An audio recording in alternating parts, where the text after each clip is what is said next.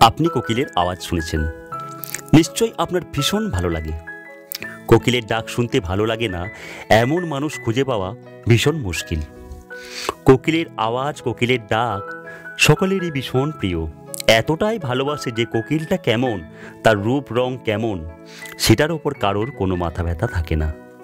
সবাই জানে কোকিল দেখতে কালো, কিন্তু তবুও কোকিলের প্রতি মানুষের ভালোবাসা অপরিসীম। কিন্তু কেন? কারণ তার মধুর আওয়াজ, যেটা সকলের মনে একটা সুন্দর জায়গা করে বসে আছে। তার ডাক শুনলেই মন ভালো হয়ে যায়। কিন্তু কোকিল কালো, তারপরেও তার এত মান।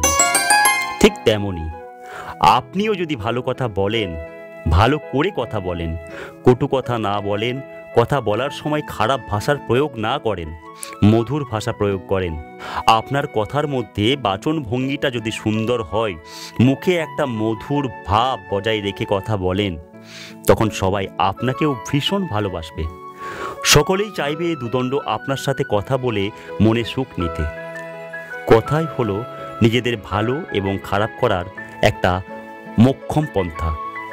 কথাতেই পরকে আপন করা যায়, আবার আপন কথার জন্যই পর হয়ে যায়।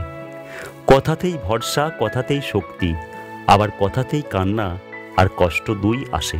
তাই জীবনে সবার চোখে ভালো হতে চাইলে রূপ নয়, কথা বলার উপর নজর দিন। আরও ভালো কথা বলার চেষ্টা করুন, তবেই আপনার উপস্থিতি সকলেরই কাম্য হবে। আমার এই কথাগুলি আপনাদের যদি ভালো লেগে থাকে, তাহলে অবশ্যই আমার চ্যানেলটিকে সাবস্ক্রাইব করে আমার সাথে থাকবেন।